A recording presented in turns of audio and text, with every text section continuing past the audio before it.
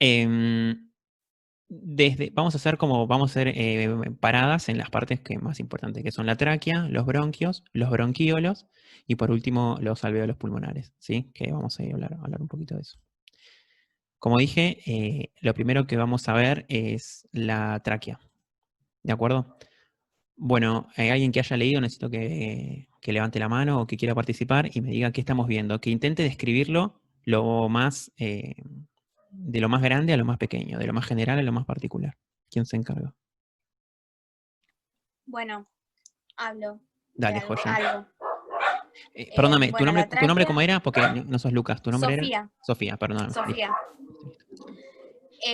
La tráquea es un órgano hueco, así que vamos a empezar a mirarlo desde el centro, que va a ser la luz, hacia la periferia. Perfecto. Y bueno, vamos a tener varias capas que, bueno, ahí están marcadas con líneas de colores, que van a ser la mucosa, la submucosa, la mucosa cartilaginosa y la adventicia. Perfecto. La parte amarilla sería la parte de la mucosa, que va a estar formada por epitelio, que va a tener, se va a llamar epitelio respiratorio, que es un epitelio pseudoestratificado, cilíndrico, con células caliciformes y va a estar Perfecto. ciliado. Perfecto. Ahora en un rato vamos a mostrarlo y vamos a hablar un poquito más de él. Sigamos. Va a estar apoyado sobre una lámina basal. Perfecto. Después vamos a tener la submucosa, que la submucosa va a ser una parte que va a tener glándulas seromucosas, creo que eran algo así, no me Bien. acuerdo. Listo, ahora lo charlamos. También va a ser de tejido conectivo laxo y va a tener nervios, vasos sanguíneos y linfáticos. Después va a venir la capa, ay, ¿cómo era? Recién la dije. Es cartilaginosa. Músculo, esa, O algunos le músculo dicen, cartilaginoso, eso, algunos le dicen como le decís vos, músculo cartilaginosa. Perfecto. joya.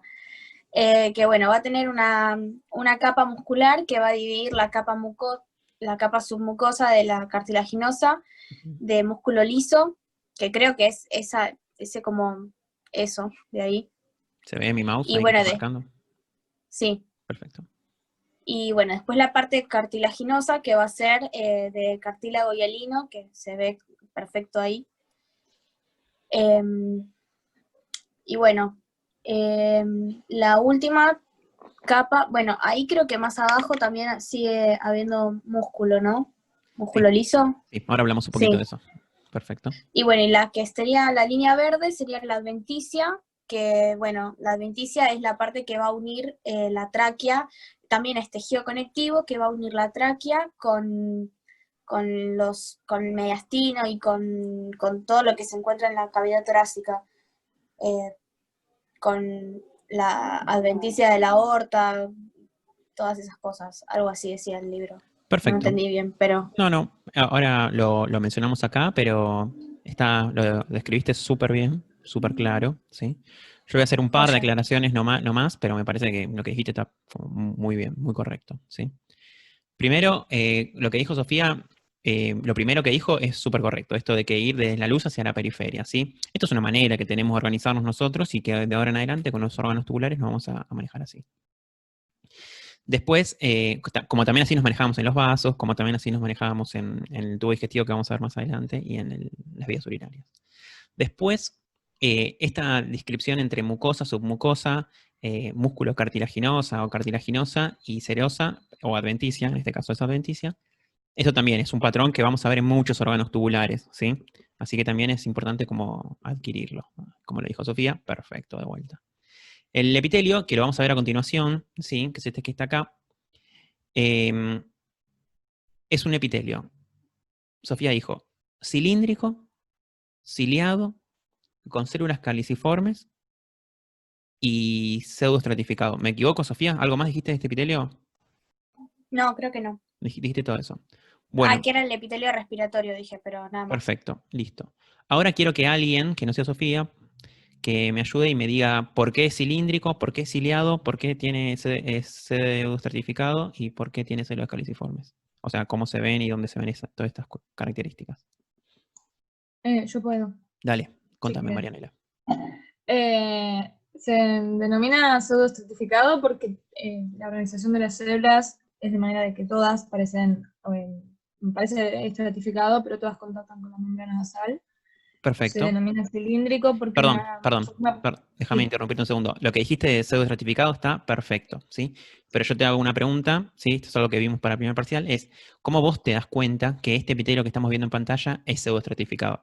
La definición de Claro, pseudoestratificado es la que yo me no puedo dijiste. visualizar, Perfecto. que tiene el contacto con la membrana nasal, pero como tiene especialización de membrana apical, me doy cuenta de que es un epitelio pseudoestratificado. Excelente, Marianela. Excelente. Sigamos. Después, la morfología celular que predomina es cilíndrica, por eso se denomina cilíndrico. ¿Es la que predomina? ¿La que nos da el nombre del epitelio?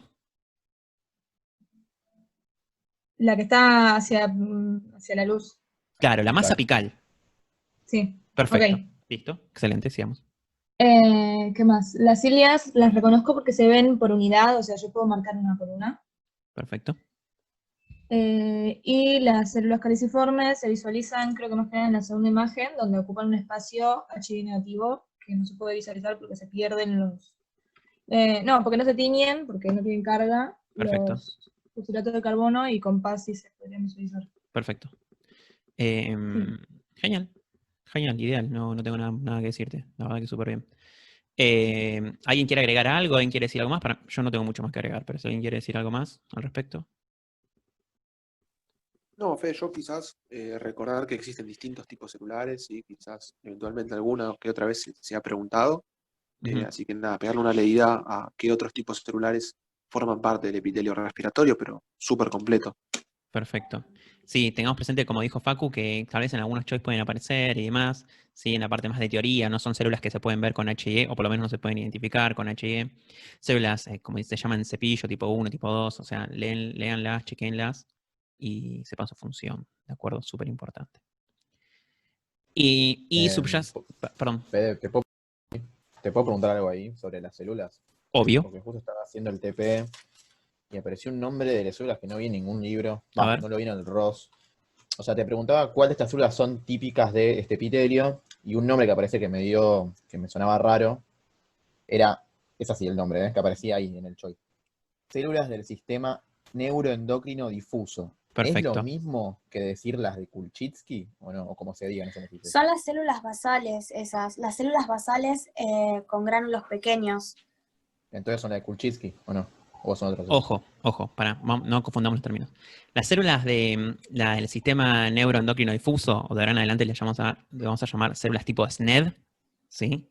Que esas son como las siglas, son células que forman parte de un sistema como de, a ver cómo decirlo, hormonal, ¿sí? A nivel de muchos epitelios, ¿sí? Están en epitelios digestivos, están en epitelio respiratorio, están en epitelio urinario y demás, ¿de acuerdo? Son células muy específicas que no se pueden ver con HIE, sino que necesitan marcadores especiales y demás. Las células de Kluchinsky, creo que se llaman, no me acuerdo bien de qué se tratan. No sé si Facu se acuerda bien, más Que específico. para mí son esas. Son las para que mí. dijeron recién, no sé quién fue que habló porque ¿Sofía no fue? alcancé a escuchar el nombre, pero sí son las de gránulos Las que tienen pequeños, también se gránulos. llama, son las mismas. Ah, Eh, perfecto. Perfecto. es el nombre Bárbaro. propio, nada más. Las de Kulchinsky o Kluchinsky, no me acuerdo cómo se pronuncia, pero son las mismas. Pero Perfecto. sí, Sí, no yo confundir tengo lo esas con mismo las de del eso. SNED. Que dice, yo tengo como que son células basal de Kulczycki, que dice que son del sistema neuronal endocrino difuso. Perfecto. Listo. Listo. Perfecto. Bueno, Tomémoslo era eso. Puede como... ser igual también, yo leí que en epitelio, no sé, digestivo, ahí está. El epitelio digestivo también están estas células que en realidad se llaman enteroendocrinas o algo así, y Sí. como el epitelio respiratorio y el epitelio intestinal provienen embriológicamente de lo mismo, son células que más o menos cumplen una función similar. Sí, también están en el epitelio urinario y demás. Estas células como que están en muchos epitelios así que forman tubos, por así decirlo, y sí, tienen una función similar. Donde más pelota se le dan a estas células y donde más, su función está más descubierta es a nivel digestivo, ¿sí? Y por eso las vamos a ver con un poquito más de detenimiento para el TP que viene. ¿De acuerdo? Bueno. Bárbaro. Perfecto.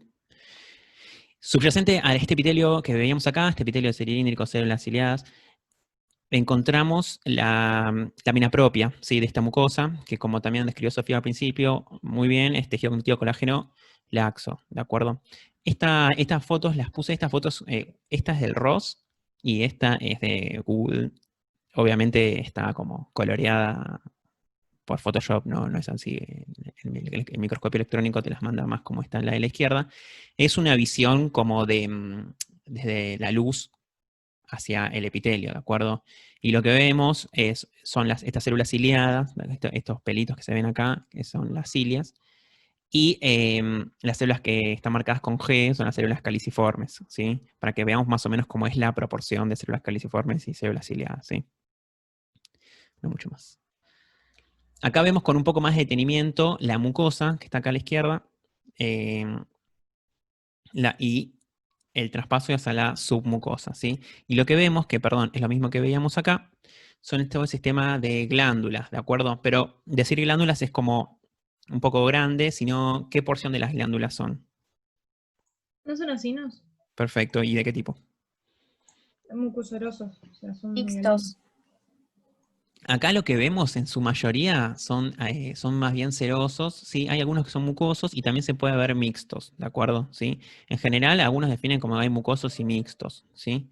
Que acá lo que vemos son los acinos, ¿sí? Pero sepamos que a veces podemos encontrar, como aparece acá, pedazos de los conductos excretores, ¿sí? Y a veces en algunos epitelios, no sé si hay otra foto más, que se puede ver como incluso el conducto desembocando en la luz, ¿de acuerdo? Son glándulas submucosas, ¿de acuerdo? No hay mucha rosca y lo que proveen es como esto, un mucus alrededor de toda la tráquea.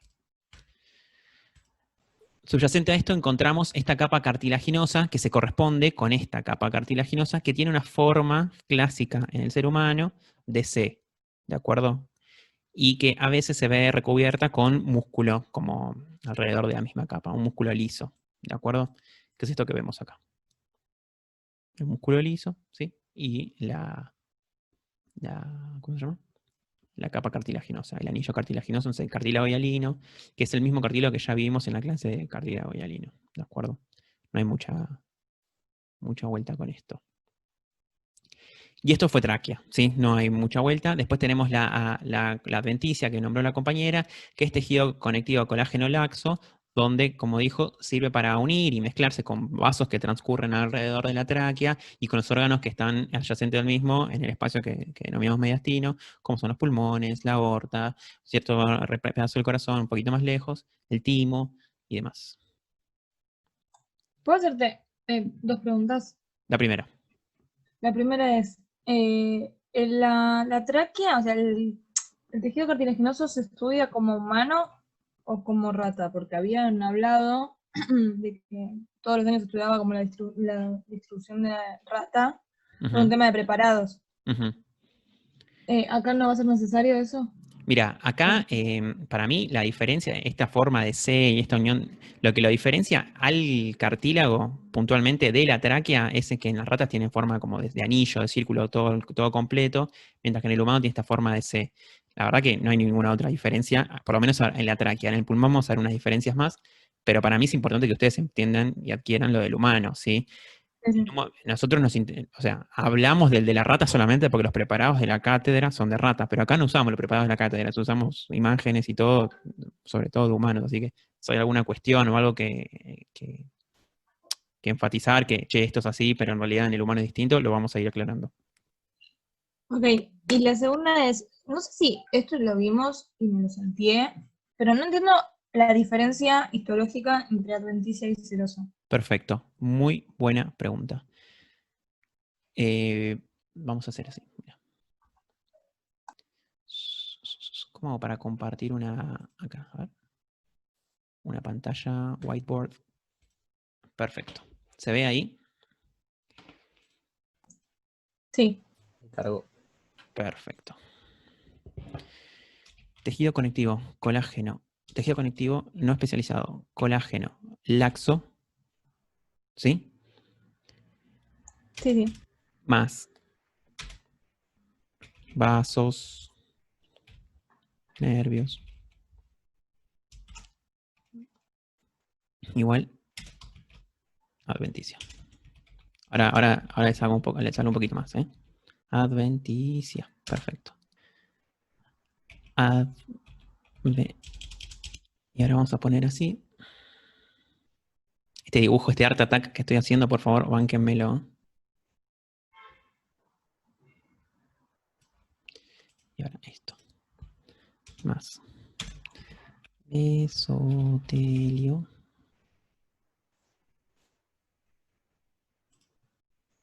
Y vamos a hacer así.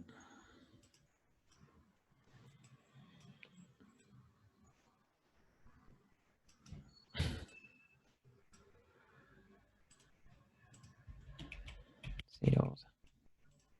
¿Alguien puede explicar este dibujo que acabo de hacer? Que tejido conectivo colágeno laxo más vasos y nervios más mesotelio implica serosa, y si no tiene mesotelio es adventicia. Brillante, brillante, Y el brillante. mesotelio, que es un ¿Y qué es el epitelio mesotelio? planosimple, ¿Y qué es el mesotelio? Perfecto, buena pregunta. El epitelio de un ¿No es el meso. epitelio que recubre los vasos? No, qué boludez dije, ¿no? No, primero y principal, Ay, perdón. admiro tu franqueza, no es una boludez lo que dijiste, no es una boludez lo que dijiste. El mesotelio, ¿sí? Es un epitelio plano simple que cubre a veces esta adventicia y la transforma en una serosa, ¿de acuerdo? Que la delimita todo este tejido conectivo colágeno laxo, ¿de acuerdo? Que lo vamos a ver es en el corazón, en algunos vasos se ve, así que no es una boludez lo que dijiste, y sobre todo lo vamos a ver mucho en órganos que están metidos en cavidades, como es el peritoneo, o como es ¿cómo se llama? La cavidad pleural, o como es la cavidad pericárdica, ¿de acuerdo? Que lo vamos a ver, por ejemplo, cuando veamos aparato digestivo, ¿sí? Que vamos a ver que este mesotelio recubre todas estas cosas, y transforma a todo esto que está por fuera de los órganos en una serosa, ¿de acuerdo? Genial. ¿Sí? Gracias. ¿Se entiende, Marianela, esto que acabamos de decir? Sí, ahí lo entendí. No es muy Perfecto. complejo tampoco. No, la verdad, es cierto, pero el dibujo es bastante pedorro, por eso te pregunto si se entiende, porque... Sí, se entendió. Listo, genial. Facu, ¿querés agregar algo a esto? No, perfecto eso. Lo único, sí, no me acuerdo quién fue que dijo lo del endotelio, perdón, lo del epitelio que recubre los vasos, ese es el endotelio, y no confundir con el mesotelio, aunque ambos son un epitelio plano simple. Pero no, perfecto. Listo. Perfecto. Bueno, ya podemos romper todo esto y volver con esto. Bien, seguimos un poquito más. Pulmón, sí, ahora vamos a meternos de lleno en el pulmón y definir un poquito todas estas estructuras que vamos a ver acá. Pero a priori me parece copado esta imagen para entender que hay como todo un sistema, ¿sí? Bien desarrollado en túbulos, ¿sí? O en órganos, bueno, en realidad formaciones tubulares, ¿sí? Como es este bien que está grande acá, este que está un poquito más festoneado acá, y este que está acá, que es un vaso sanguíneo, ¿sí? Y todo el resto, que forma el resto del parénquima del órgano, ¿sí? Que forma toda esta masa alveolar de la que vamos a hablar en un ratito. Es importante, quedan 7 minutos, avísenme cuando está más cerca del minuto, Dale. así lo corto. Esta tablita, ¿sí? Que está hecha desde el libro y demás, que está en todos los libros y en todos los apuntes, vamos a encontrar que el tubo, que la tráquea, a medida que se va subdividiendo y formando los bronquios, como es bronquio intrapulmonar, bronquiolo, propiamente dicho, terminal respiratorio, y el alveolo, va adquiriendo diferentes características y por lo tanto va teniendo un diferente epitelio, ¿sí? La composición de la pared va a ir cambiando, por lo tanto las glándulas del cartílago va a ir desapareciendo de a poco y el músculo va a permanecer hasta que no haya más, ¿de acuerdo? Y la luz es una característica muy importante a la hora de reconocer estos túbulos. Entonces cada túbulo tiene como una particularidad que vamos a ir definiendo a medida que la vayamos viendo, ¿sí? La tabla es a modo de resumen, vamos a ir hablando de ella a continuación. La tráquea se subdivide en 2 bronquios, ¿sí? Que estos bronquios, llamados bronquiofuentes, izquierda-derecha, se introducen dentro del pulmón, conformando un epitelio muy similar al de la tráquea, pero dentro del pulmón, ¿de acuerdo? Se van a ver placas aisladas de cartílago, ¿sí? Como esta que está bien acá, no formando ni un anillo ni una C, sino como aisladas, ¿sí? Como placas. A veces se ven 2 o 3 placas superpuestas, pero no mucho más. Y en cuanto a la morfología de la pared, ¿sí? Es muy similar a la de la tráquea, ¿de acuerdo? Encontrándonos como una mucosa, ¿sí? Una submucosa. Acá no vamos a encontrar, como decíamos, la capa tipo músculo cartilaginosa, sino que sí la presencia de músculo y apenas placas cartilaginosas, y sí podemos encontrar glándulas como la que vemos acá, ¿de acuerdo? Acá se ven las placas de cartílago de las que veníamos hablando, y la luz, ¿sí? De este aparato tubular aparece así, con esta forma como más festoneada, ¿sí? Esta morfología festoneada, así que vamos a verla en el bronquiolo siguiente, que es el bronquiolo propiamente dicho, es como un artefacto de técnica que se da por la presencia de músculo, ¿sí? Que se ubica alrededor de la luz, que lo ven acá, ¿se ve? ¿Se ve o no se ve? Sí, Sí, sí. sí, Sí, sí. se ve, se ve. Perfecto. Que lo que hace frente a la técnica histológica, el proceso de deshidratación y demás, como que contrae un poquito la luz y forma como este aspecto festoneado, ¿sí? Pero cuando ustedes ven cartílago en la pared, ¿de acuerdo? Tienen que hablar de bronquio, ¿de acuerdo? Una vez que terminamos con los bronquios, encontramos todo el sistema de bronquiolos, ¿sí? Que no significa más que bronquios pequeños, ¿sí? Bronquiolos son bronquios pequeños. Y que hay 3 tipos, ¿sí? Que está el propiamente dicho, el terminal y el respiratorio, ¿sí? ¿Alguien quiere hablarme un poquito del propiamente dicho? Que leyó, que vio y que está viendo en las imágenes.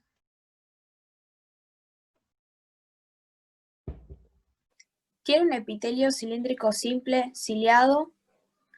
Va a estar apoyado sobre una lámina basal finita, que no va a tener ni glándulas, ni acinos, ni nada, ni linfáticos, nada. Y va a tener alrededor una capa muscular gruesa, que lo va a rebordear, que va a llamarse, ¿cómo se llama? Músculo de Reisensen, algo Sí, así, que perfecto, es sí. lo que provoca la luz, lo que provoca que se festonee un poco la luz, que bueno, es lo que dijiste antes, que en post-mortem se van a contraer los músculos y bueno, eso es lo que va a provocar que se vea la luz festoneada. Perfecto. Acá, una característica muy importante, que está perfecto lo que dijo Sofi. Una característica muy importante que la va a distinguir de los bronquios intrapulmonares, ¿cuál es? Que no La tiene ausencia cartílago, de pero yo leí cartílago. que tiene. Perfecto. ¿Cómo decías, Marianela? Que yo leí en el ROS que menciona que puede haber alguno que otro que todavía tenga una pequeña cantidad de placa cartilaginosa. Excelente la aclaración que acabas de hacer, ¿sí? De ahora en adelante, o sea, el bronquiolo clásico no tiene. Si encontramos una pequeña placa de cartílago, no significa que no lo sea, ¿de acuerdo? Sino que el bronquiolo clásico no lo tiene. Y entendamos que estos tubos, a medida que vamos avanzando, hay como estadios de transición, ¿sí? En el que encontramos características de una cosa con características de otro, ¿sí? Eso se puede ver expresado en bronquiolos como este, ¿de acuerdo? Con alguna que otra capa de plaquita muy pequeña de cartílago, ¿sí? Pero el tamaño es mucho menor, ¿sí? Y el grosor, sobre todo el grosor de la mucosa, ¿sí? Es mucho, mucho más delgado que el del bronquio, miren que es este, que está acá, por ejemplo. ¿De acuerdo? La presencia de cartílago nos va a dar, o sea, el clásico generalmente no tiene cartílago y hace que estos sean como un poco más colapsables. Eso es lo que nos da el cartílago, ¿de acuerdo? Que sean más o menos colapsables estas vías. Y este músculo de Le debe quedar un poquito, ¿eh? Creo que un minuto, un poquito 1 menos, minuto ¿sí? 43. Ah, Cortamos y abro uno nuevo. Vayan al CITEP y ahí está el link, ¿de acuerdo? dale. Listo. Excelente pregunta. Acá, Marianela acaba de preguntar una pregunta muy buena y me dijeron que la respuesta causó que se caigan a trompadas, lo cual me hace muy bien. Y es si el pulmón es un órgano hueco o macizo. Vamos a ver, ¿qué tiene a favor de que sea hueco? Los alveolos. Muchas luces. Muchas luces, ¿qué más? Los Los alvéolos. espacios alveolares, ¿o no? Perfecto, Justamente perfecto, el espacio ahí donde se llena de aire. perfecto. ¿Qué más? Y ahí me quedé. Perfecto. La pleura podría ser de una cápsula. La pleura, claro, la pleura parietal podría llegar a ser una cápsula, sí, juega.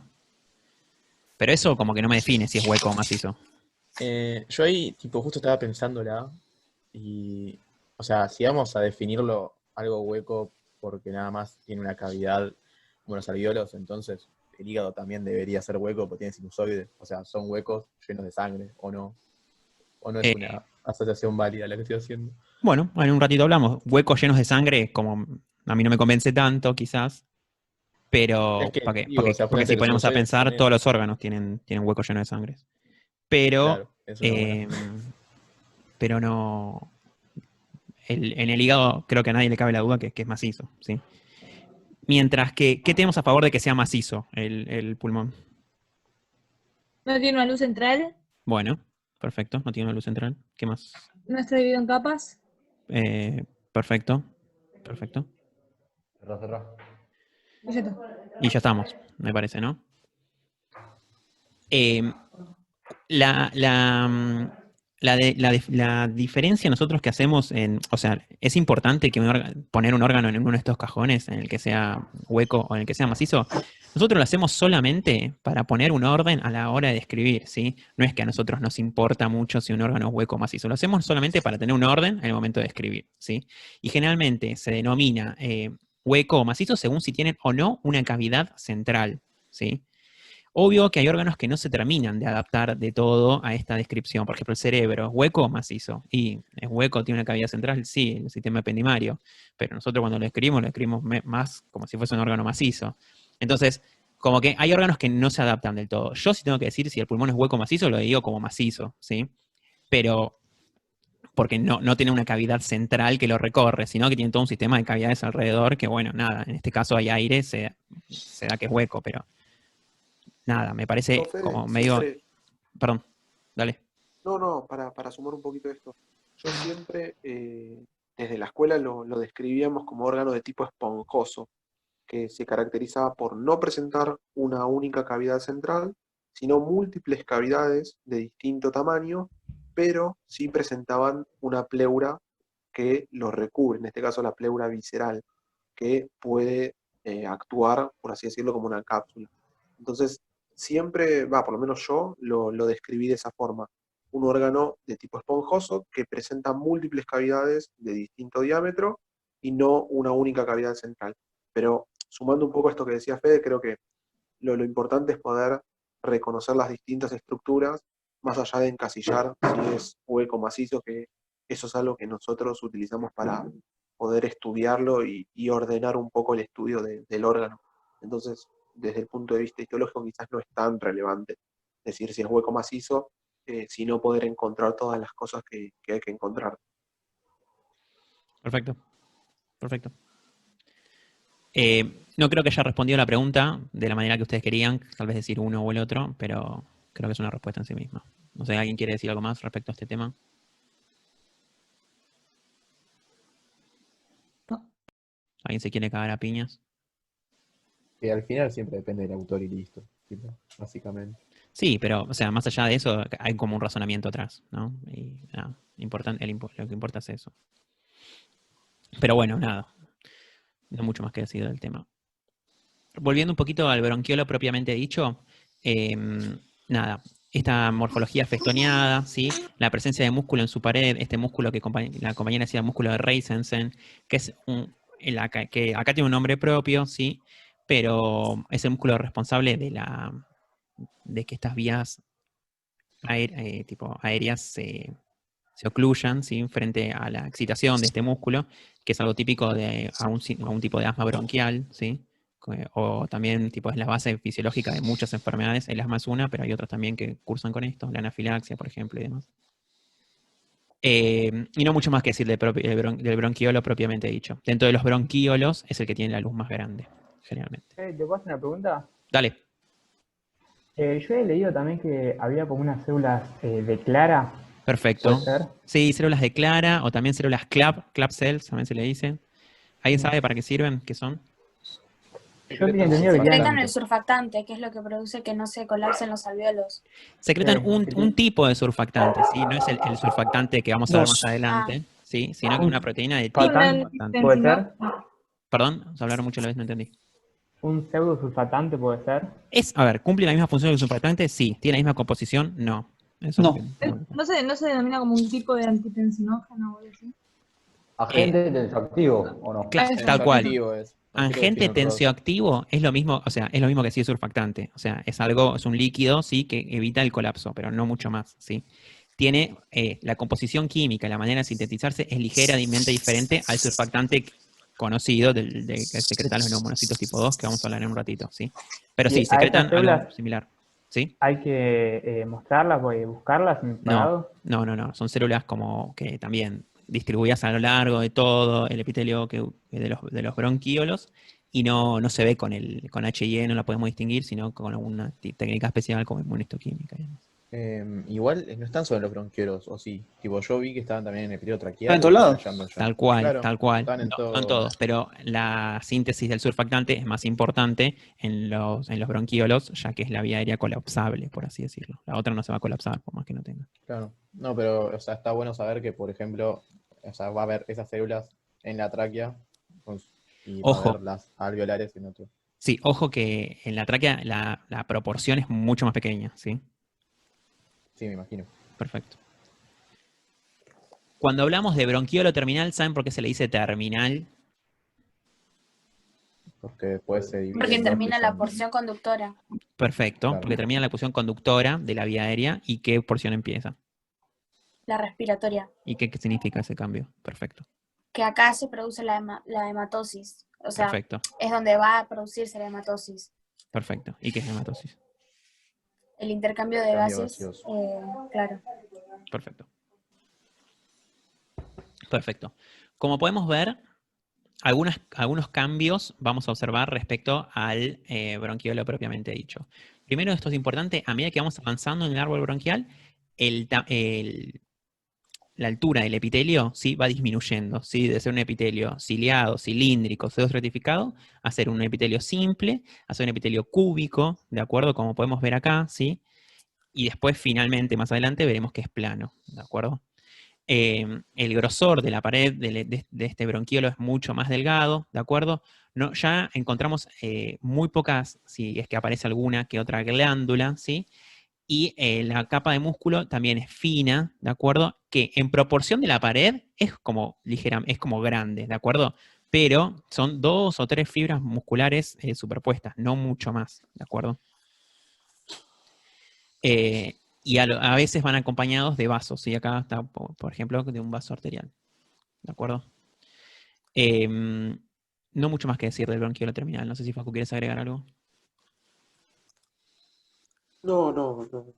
Súper completo, no para agregar nada más. Chicos, o pasamos. ¿Los bronquiolos siempre van a estar acompañados de un vaso o no necesariamente? Generalmente, la génesis, ¿sí?, del bronquiolo y del vaso se da como a la par, ¿sí? Se sintetizan ciertos factores que hacen que vayan juntos. A veces en el corte histológico se ve y a veces no se ve, pero generalmente sí están acompañados de un vaso. Bien. Por último tenemos el bronquiolo respiratorio, ¿sí?, que la característica que tiene es un bronquiolo perfecto, es discontinuo, es un bronquiolo propiamente dicho de una pared mucho más baja, ¿sí? Un epitelio, a veces le dicen un cúbico bajo, ¿sí? Otros lados dicen que es un plano alto, ¿sí? A mí me gusta más la de cúbico bajo, ¿de acuerdo? Y que se abre así a estos espacios alveolares, como vemos acá que están abiertos, ¿sí? Vemos que ya la presencia de músculo es insignificante, nada de glándulas ni nada por el estilo. Y por último, los árboles alveolares, ¿sí?, o los sacos alveolares, en donde observamos que tiene un epitelio plano, ¿sí?, del que vamos a hablar a continuación, distribuidos por todos lados, y es acá donde se realiza mayoritariamente la hematosis que comentaba la compañera, y es el tipo o sea, el alveolo es lo que cubre el 99% del parénquima pulmonar, ¿de acuerdo? Acá encontramos recubriendo o formando parte de la pared de los alvéolos los neumonocitos tipo 1 y tipo 2. ¿Qué son y para qué sirven? Es una pregunta. El neumocito 1 puede ser que sea como de sostén, como que forma parte de la barrera, pero como que de sostén puede ser. Está en las paredes. Sostén es como... ¿De qué tipo? Como de Porque estroma, en realidad. a mí, El neumonocito tipo 1 participa en la barrera hematoalveolar. eso, perfecto, eso lo dijeron los chicos, eso es genial. Ahora vamos a hablar un poquito de esta barrera, ¿sí? Pero en cuanto al sostén, a mí me da un poco de duda esa palabra, ¿sí? Lo que hace es formar las paredes, si a eso te referís con sostén, ¿sí? Sí, eso, porque tenía entendido, claro, como que estaban las paredes y lo había entendido así como que forma parte del sostén, por así decirlo. Tal Pero cual, claro, pero eso quería decir. esa es como solamente una de las características, ¿sí? Y qué sé yo, no, quizás no es como la más importante, porque a veces, como decimos sostén, parece que es solamente esa su función, pero bueno, vos también aclaraste que no es solamente esa, ¿sí? Sino también forma parte de la barrera hematoalveolar, ¿sí? Una de las funciones más importantes de este órgano. También, También tienen actividad fagocítica y metabólica. perfecto, súper importante, ¿sí? Súper importante, nunca secundaria, ¿sí? Pero sí, una función fagocítica mínima, sí, que en realidad esa está más a cargo de los macrófagos alveolares o monocitos tipo 3, ¿sí? Que no hay mucho más para decir, pero sí una función metabólica, ¿de acuerdo? De la que vamos a hablar más adelante. Y están en estrecho contacto con los vasos sanguíneos, que eso es lo que intenta mostrar la foto de la derecha. Me parece que vieron las flechas que muestran como vasos en el medio, ¿de acuerdo? ¿Sí? Acá se ve también, por ejemplo, otro vaso, ¿sí? Con los glóbulos rojos en el medio, ¿sí? Tiene también fibras elásticas, ¿sí? Alrededor de todos estos alvéolos que le dan esta característica bien esponjosa. Todos estos capilares son continuos, ¿no? Es una excelente pregunta. Sí, son capilares continuos. Idealmente, ¿sí? Vamos a ver que frente a ciertas enfermedades y demás, o ciertos procesos patológicos, como que pueden perder su continuidad, pero en general son capilares continuos. Y después tenemos los neumonocitos tipo 2, que como ya adelantamos un poquito, sirven de morfologías distintas, ¿sí? No son planos, sino que son células, a veces son como difíciles de marcar, esto es un neumonocito tipo 2 o esto no lo es, ¿sí? Pero que se ubican como en las partes más de las esquinas de los alvéolos, ¿sí? Donde se superponen, son células cúbicas, ¿sí? De un núcleo grande, relativamente grande, como esta que está acá, ¿de acuerdo? Estas que están acá, ¿sí? De un citoplasma más bien pálido. Y como adelantamos un poquito, su función es la síntesis de surfactante, ¿sí? Ustedes también nos comentaban que el surfactante es como tiene una propiedad esta tensioactiva, que lo que hace es recubrir, ¿sí? Toda la superficie alveolar y evitar el colapso, ¿sí? Como que generan una tensión como si fuese una burbuja y evitan que todo el aire como que aplaste un poquito las paredes del árbol, del saco alveolar. Puede ser también que son los precursores de los neumonocitos tipo 1. Una de las funciones, sí, frente a ciertos Ah. estímulos, pueden funcionar como precursores. Perfecto. Eso es real también. Perfecto. Tengo una pregunta. ¿Cuáles de las células que suelen estar en el epitelio respiratorio dejan de aparecer acá? Perfecto. ¿Alguien tiene alguna respuesta para ello? O sea, ¿cuáles faltan del epitelio respiratorio de las anteriores? De las que Faltan estuvimos casi hablando todas. antes. Tal cual, Y o sea, básicamente casi todas. O sea, de hecho, creo Y que las todas, en realidad. caliciformes, las perfecto. nanosomaciliadas, sí. Perfecto. Sí. Es que Células, son sí. todas. Tipo, en Este los epitelio, alveolos no hay ninguna. este epitelio está conformado, o sea, la parte de la superficie, la mayor parte de la superficie está hecha a cargo de los neumonocitos tipo 1, ¿de acuerdo? Eso es importante. Acá no vamos a encontrar células ciliadas, ni células en cepillo, ni células tipo club cells, estas de Clara, sino que la mayor parte van a ser neumonocitos tipo 1 y 2, ¿de acuerdo? Y podemos encontrar estos macrófagos alveolares, ¿sí? Que a veces se ven, a veces no se ven, que algunos definen como neumonocitos tipo 3, no mucho más. Claro, Estos porque el macrófagos, ROS, sí. bueno, claro, porque el ROS, por ejemplo, menciona que las células de Clara pueden llegar a aparecer, que los De acuerdo. macrófagos alveolares se pueden encontrar en la luz y que también pueden haber células en cepillo que no sé, como que Sí. verifican la calidad del aire. Sí, esas células como en el microscopio óptico imposibles de ver, muy escasa cantidad y como en realidad no se definen clásicamente en los alvéolos, ¿de acuerdo? Podemos encontrar, sí, obvio, puede haber así de manera aislada, pero no definen el alvéolo, ¿de acuerdo? Ok. Que otro compañero quería decir algo. No, quería preguntar eso, que había leído que los macrófagos estaban en la luz, ¿no? Se iban a ubicar en la luz, como que En estaban realidad, recorriendo. los macrófagos, o sea, no se ubican en la luz, sino que se ubican allá en las paredes del alvéolo. en algunos preparados histológicos uno puede evidenciar o decir con seguridad que son los macrófagos porque se encuentran en la luz con algún tipo de actividad, ¿sí? Se encuentran más bien adyacentes del lado de adentro de los alvéolos y tienen una función como de protección, si se quiere, o inmunitaria.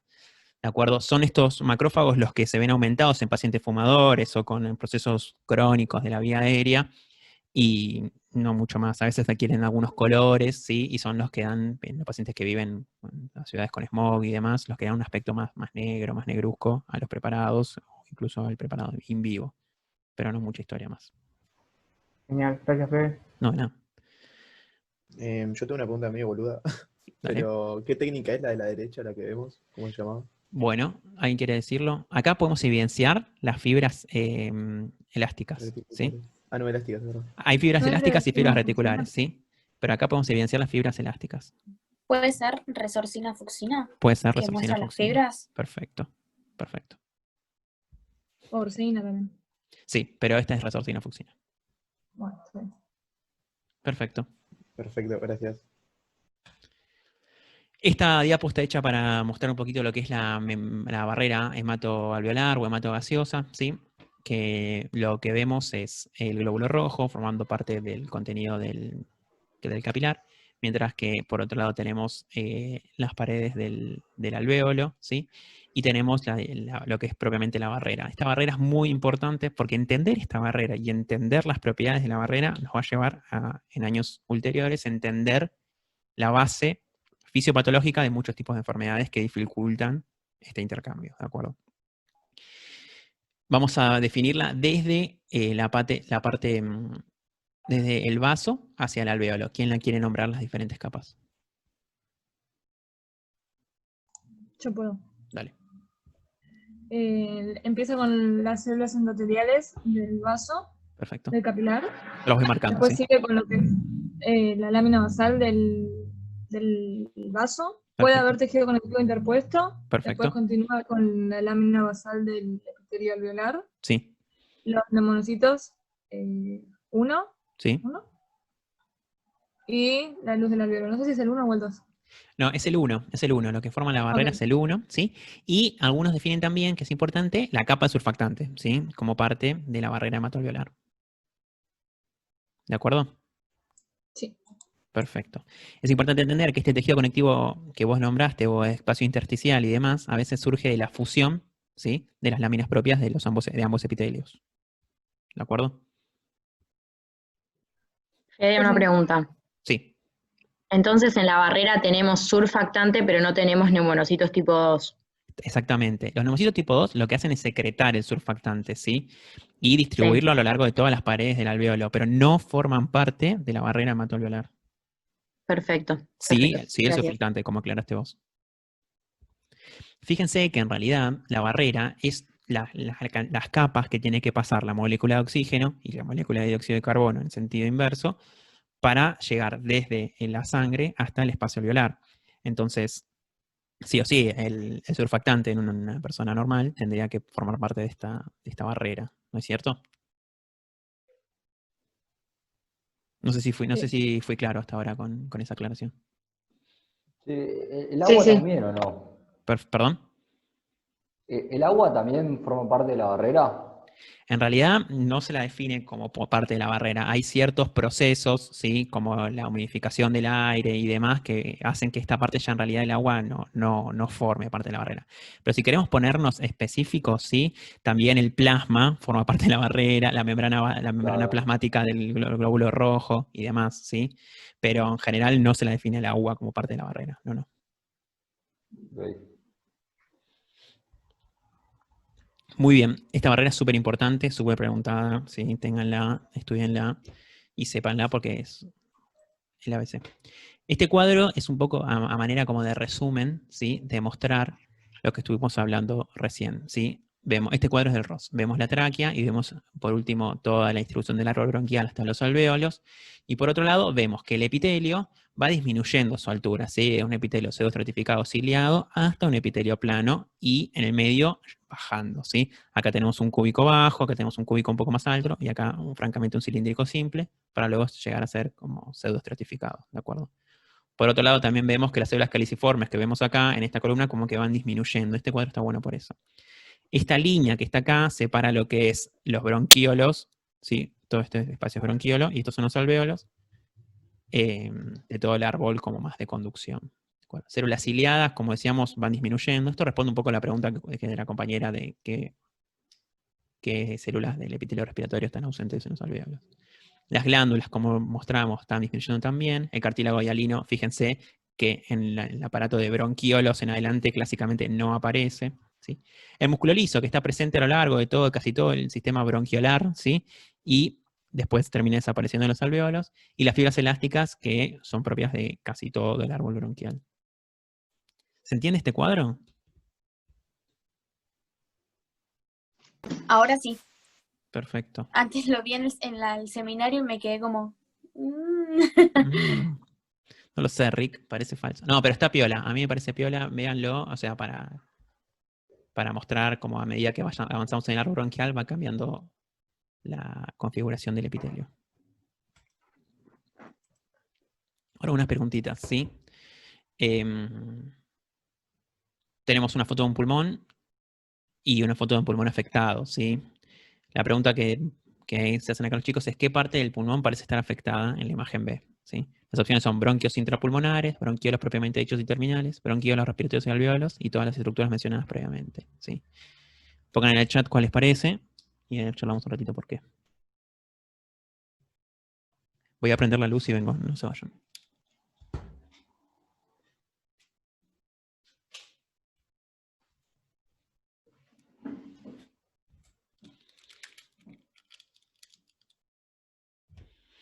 Marianela puso la C. ¿Alguien está de acuerdo? ¿Alguien no está de acuerdo?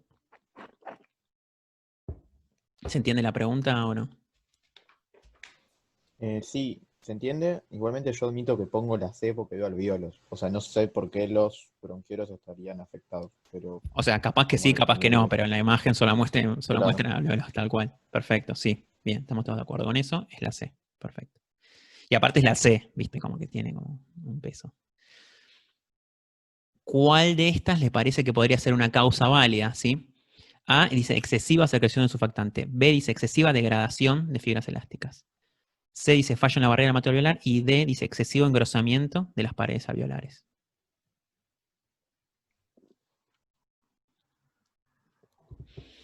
Marianela convencida puso la B. Nayara también. Agustín también. Y ahora me gustaría que me digan por qué.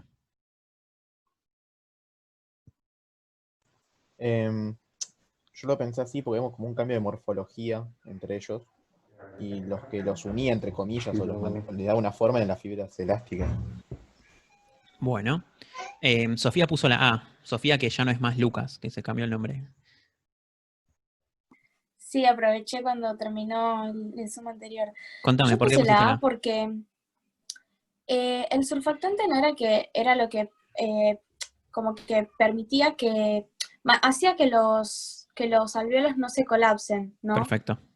Y al verlos así todos como colapsados, yo no sé si están colapsados, pero los veo como feos, para mí están colapsados, corregime si no.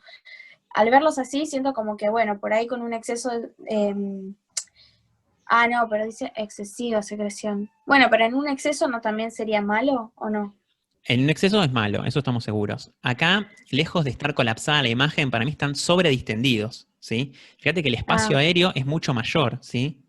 Y fíjate que las paredes están como mucho más adelgazadas, ¿sí? Y tensas, ¿no? Como estiradas, por así decirlo. Cosa que no se ve en el cuadro A, que es el normal. ¿Me explico? Sí. En el B podría ser o un déficit de surfactante o un déficit de las fibras elásticas, que es esto que mantiene como todo la característica más esponjosa. Acá se lo ve más rígido e incluso a veces roto y sobredistendido. La causa es como que está sobredistendido, ¿sí? Es por eso que es la B, ¿sí? Ahí Agustín puso, ¿por qué lo ves más grande? ¿Es más surfactante, más grande la luz? ¿Qué quisiste decir ahí? Ahí justo le sonó el teléfono. No, que atienda. Bien, pero acá se ve como una sobredistensión, ¿de acuerdo? Que es típico de un enfisema pulmonar o otras enfermedades que alteran la capacidad elástica del pulmón. Acá, bueno, justamente lo que habla es del enfisema, ¿sí? ¿Cómo Que se vemos- vería? Sí, decime. ¿Cómo se ve si hay una falla en la barrera hemato gaseosa? Bueno, O ahí sea, en 5 minutos hablamos de eso. 5 minutos, ¿sí? Pero es buena la pregunta. Es buena la pregunta. Acá lo que vemos en el enfisema es el espacio alveolar aumentado de tamaño, ¿de acuerdo? Y al haber menos pared metida en el medio del espacio aéreo, lo que vemos es, o sea, fíjense que la pared alveolar es donde se genera la hematosis, ¿sí? Cuanto menos pared alveolar hay, más complicado está y en menos lugares se puede hacer hematosis, ¿sí? Y eso se ve traducido en una dificultad de llevar oxígeno al resto de los tejidos, ¿sí? Por parte de la sangre. No mucho más que decirlo de acá. La parte clínica de un enfisema pulmonar podría ser que el paciente tenga que tener oxígeno puesto constante. Perfecto, perfecto. Igual hay como muchas causas de enfisema, ¿sí? Una de ellas puede ser, ¿sí? La sobredistensión a causa de aire expirado muy fuerte por las vías. ¿Se entiende? Que yo como que intente reventar un globo, ¿de acuerdo? Por ejemplo, también en la hiperventilación, Sí, ¿o no? sí, pero en casos como muy excepcionales. Eso se llama barotrauma, ¿sí? O trauma por Sí. presión, en realidad, ¿sí? Cuando mando mucha presión de repente. Eso los médicos lo podemos hacer cuando queremos, por ejemplo, ventilar a un paciente. Que ahora voy a mostrarle una fotito de eso. A veces podemos ejercer un trauma y generar enfisema nosotros, ¿sí? O los pacientes que están internados en terapia intensiva, intubados, a veces también sufren de este tipo de problemas. Claro, ¿De acuerdo? bien. Pero también la degradación de las fibras elásticas y demás también se da en pacientes fumadores o pacientes EPOC, ¿sí? Con una enfermedad obstructiva crónica que genera este tipo de obstrucción, ¿sí? Esto también es importante, esto viene un poco a hablar de lo que preguntó el compañero, no me acuerdo el nombre, Ignacio, ¿puede ser? Por eso no Sí, le sí. quería responder ahí porque vamos a hablar un poquito de esto ahora.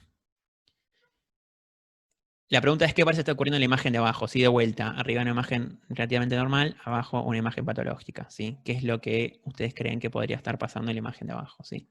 Dice, hay desprendimiento de neumonocitos hacia la luz alveolar, hay infiltración por parte de células de la sangre, hay sobrepoblación de neumocitos tipo 3, ¿sí? Células de polvo o macrófago, o es una pregunta trampa, lo de abajo no puede ser un pulmón.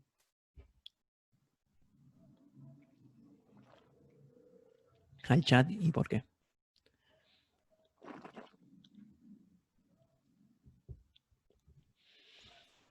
La A, o sea, pensándola, podría ser, o sea, porque los neumonocitos le dan como ese sostén o forma, digamos también, y vemos como que la perdieron un poco los alveolos la forma ahí.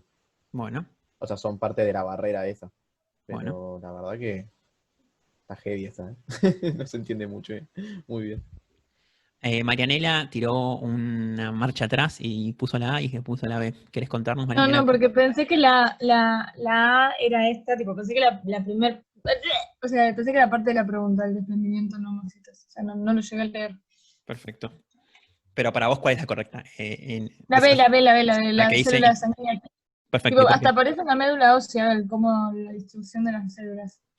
Ojo, o sea, lo que tienen en común, en 10 minutos acaba, lo que tienen en común con la médula ósea es que la hipercelularidad, pero no mucho más, ¿sí? El hecho de que haya muchas células con un Sí, citoplasma y muy escaso, los espacios blancos que tal cual, podrían ser pero la no médula. es una médula ni nada por el estilo. Ah, ya sé. Ignacio puso la B, Aunque podría ser la D. yo coincido con la B, sí. Los neumonocitos, acuérdense que, o sea, acá no estarían ni formando parte de la pared, ¿sí? Y esto, aparte, también se ve que en el espacio intersticial, ¿sí? Entre la pared de los neumonocitos también se ve engrosado, ¿de acuerdo? Esto es típico de una neumonía, ¿de acuerdo? Que lo que se ve es como pus, ¿sí? O en realidad acá son células de la sangre, que ahora la siguiente pregunta cuáles son, que se llenan, ¿sí? Los alveolos de este tipo de células que forman pus, ¿sí? La pregunta que dice ahora es si esto corresponde a una infección bacteriana, ¿qué células son las encargadas de combatir la infección a nivel pulmonar? Neutrófalos, basófilos, eritrocitos, plasmocitos, y todavía no creo que sea un pulmón, así que no voy a contestar. Acá es la A, dice Marianela. ¿Alguien quiere decir que alguien apoya a Marianela o no?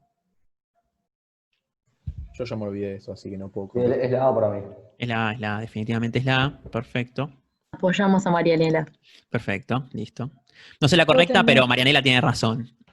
No tengo pruebas, pero tampoco dudas. Tal cual, tal cual. No, aparte, en la luz, si te acercás la imagen bien, notás como la forma del neutrófilo, si lo ves. Yo no lo puedo ver esto, pero la clave dice que es una infección bacteriana, ¿sí? Generalmente los neutrófilos son los que sirven para infecciones bacterianas, así que bancamos a Marianela.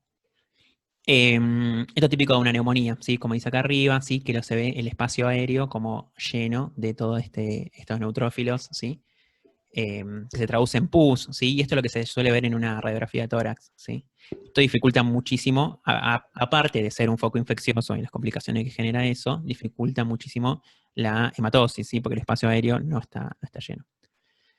Ahora, muy brevemente hablar de la pregunta que me hizo Ignacio, si mal no recuerdo, que cómo se vería una alteración de la barrera hematoalveolar, ¿sí? La barrera hematoalveolar, como dijimos, tiene diferentes partes, desde el vaso, el intersticio y el neumonocito tipo 1 y el surfactante. Todas estas estructuras se pueden alterar, ¿sí? Hay enfermedades como las neumoconiosis, ¿sí? O enfermedades muy de tipo ambientales que lo que hacen es engrosar muchísimo la parte intersticial y esto dificulta a morir el traspaso de oxígeno del alveolo hacia la sangre y también el viceversa del dióxido de carbono, ¿sí?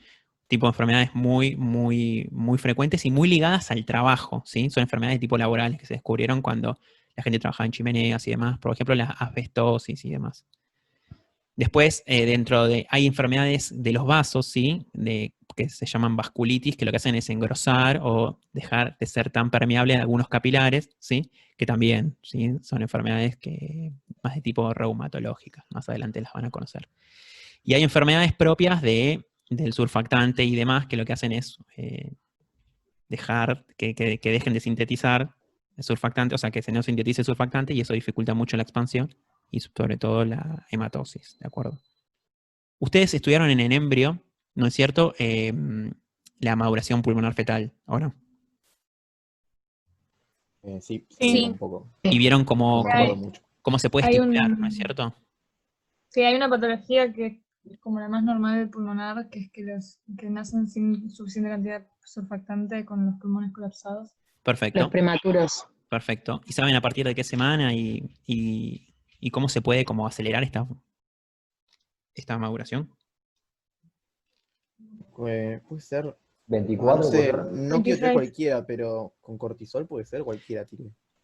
Primero, de O sea, 24 a había 26 semanas está perfecto, ¿sí? Y con corticoides es como se estimula esta maduración corticoides. pulmonar fetal, ¿sí? Miren, les muestro una cosita. ¿Se ve ahí mi compu? Sí, Que ahí se ve el muñequito este del bebé. sí. Sí, Sí, sí. se ve. Re Bueno, perturbador, pero se ve. es un muñeco, así que agradezcan que no puso un bebé de verdad. Y por otro lado, esto es algo que hacemos en neonatología, ¿viste? Hay bebés que nacen antes de esta maduración pulmonar y hay bebés que nacen prematuros sin que esta maduración artificial se pueda llegar a hacer con corticoides, ¿de acuerdo? Y nacen sin surfactante. Y esto lo que genera es un estrés respiratorio, como ustedes hablaron, y que toda la vía como que se rompa todo el espacio, ¿sí? De los tabiques y demás que generan los alveolos y el pulmón se vuelva una gran bolsa única de aire, que esto es un problemón, ¿sí? Lo que se suele hacer, que eso es algo que yo me enteré hace poco, que es una técnica muy antigua, pero yo me enteré hace poco, que es inyectar surfactante directamente, ¿sí? A la vía aérea. No sé si vos, Facu, sabías que esto se hacía. No, Pero no, la para verdad mí que es nuevo. no sabía. Y bueno, yo soy residente de pediatría y me mandaron a hacerlo a un bebé, ¿no? Claramente no solo, lo hice acompañado, porque yo no soy neonatólogo ni me interesa hacerlo. Y lo que hice fue lo que está en este video, que se los voy a mostrar, que este tubo, ¿sí? Que estaba acá, va directamente a la vía aérea del paciente, ¿sí? No va a la panza, no va al estómago, no va a ningún lugar, sino que va directamente a la vía aérea, ¿sí? Y se pone cuando la vía aérea se divide, justo ahí cuando se divide es donde termina este tubo. Y adentro de este tubo hay un tubo más pequeño, que es donde está enchufada esta jeringa, ¿sí? Y este líquido amarillo, bien viscoso, bien como leche bien grasosa, que es el surfactante, ¿de acuerdo? Que es un surfactante que se usa, que es hecho a partir de ingeniería molecular, ¿de acuerdo? Que es surfactante bovino, ¿sí? Como de vaca, ¿sí? Pero no es surfactante humano, sino a partir de un bovino, nada. Y se inyecta No sé si pongo play se ve, pero Sí, se ve. la idea es que acá lo que hace es, mira, para que lo pongo, creo que no toque. Ya, perdón, y esto va tirando aire, ¿sí? ¿De acuerdo? Y esta bomba que tiene acá este globo, aprieta y le manda como una dosis de aire, como de presión un poquito más fuerte. Y acá le está instilando de a poquito el surfactante y le manda aire, ¿sí? Como para que se vaya al resto de la vía aérea. No sé si se entiende, ¿no? Y tampoco sé si tiene mucho sentido mostrar esto, pero me pareció interesante. Y ahí ven El surfactante no la genera manguerita dentro de la una manguerita. reacción, Tuki. no genera una reacción inmune. Este surfactante, todo tipo de cosa extraña que instilemos en el pulmón, sí, genera una reacción inmunológica y demás. Este surfactante es como súper especial, súper limpio, y lo que puede generar es como anafilaxia porque no es humano, ¿sí? Pero bueno, el bebé este bebé a su vez está La súper ve, monitorizado y demás, y está a punto de quedarla. Así que claro. riesgo-beneficio lo hacemos igual, ¿sí? Nada, y eso. Tengo una duda de violada mental de genética. A ver. ¿Se puede visualizar en un preparado o una fibrosis quística? En un preparado, sí, desde ya. Desde ya. De Ok. ella. ¿Y qué se O sea, visualiza? no vamos a ver las bombas de sodio ausentes. No, lo que No, vamos a ver es obvio. la consecuencia, ¿de acuerdo? Como sabemos, la fibrosis quística está en varios lugares del pulmón. Si quieren ahora, mientras Facu da la parte de renal, yo busco una foto de fibrosis quística, ¿les parece? Ok. Listo. Ah, y tengo una última duda con sí. respecto a los tabiques alveolares. Se menciona una estructura en el ROS, no sé si está en el brusco, que se refiere a poros de Kohn, ¿puede ser? Sí, perfecto. ¿Alguien sabe lo que son? No son como comunicaciones entre alveolares o una cosa así. Perfecto, son estos. O sea, a veces, se ven y tienen sentido cuando imaginamos la estructura de manera tridimensional, ¿sí? Pero son los diferentes agujeros, ¿sí? Por así decirlos, que comunican los diferentes alvéolos. No hay mucha rosca con eso, ¿sí? Esto que está acá, sí, esto que está acá, esto que está acá, ¿de acuerdo? Pero tiene más sentido cuando imaginamos esto tridimensional y no tan bidimensional. Ah, ok, ok. No tengo mucho más que decir de esto. No sé si Facu quieres agregar algo. No, súper todo, no más para agregar. Perfecto. Sí me parece que para el examen y demás, me parece fundamental poder hacer diagnóstico de las estructuras. O sea, si bien la teoría tampoco es tan compleja de este tema de Respi, sí me parece fundamental ver varias imágenes de bronquiolos y poder distinguir en varias imágenes los tres tipos de bronquiolos, los bronquios y demás, porque, no sé, se me hace súper práctico y súper preguntable, por así decirlo. Así que nada, mi recomendación es esa. Y Fede ahí, como decían, queda un minuto, así que me parece que sería ideal cortarlo y Dale. arrancar un nuevo Zoom para esta parte. Perfecto. Listo, lo hacemos. Dale. Escúchame, ¿querés compartir vos o comparto yo? Yo comparto si querés, no hay drama. Dale, yo armo el Zoom y vos compartís. Dale. Listo, al CITEP. Listo. Genial. Bueno, entonces ahora lo que vamos a charlar un poco es del aparato urinario. Y en este caso, al igual que el respiratorio, va a estar compuesto por distintos órganos. Dentro de esos órganos, nosotros nos vamos a abocar el estudio de 3 de ellos, y en este caso, uno de estos 3, el riñón, va a ser el principal órgano que vamos a estudiar, en el cual nos vamos a detener más, y el cual considero que es más importante y al cual le tienen que prestar más atención y más tiempo de estudio. En relación a lo que es la función general del sistema urinario, es la generación de la orina a partir del ultrafiltrado de la sangre, pero también tiene múltiples funciones. Más adelante, antes de terminar lo que es renal, vamos a charlar un poco de estas funciones extra, por así decirlo, que tiene este sistema. Vamos a arrancar con el riñón, ¿sí? Si bien ahí en la diapo hay algunas cuestiones. ¿Alguien que haya leído, haya visto los videos, me quiere comentar un poco cómo es la organización del riñón, qué es lo que podemos encontrar?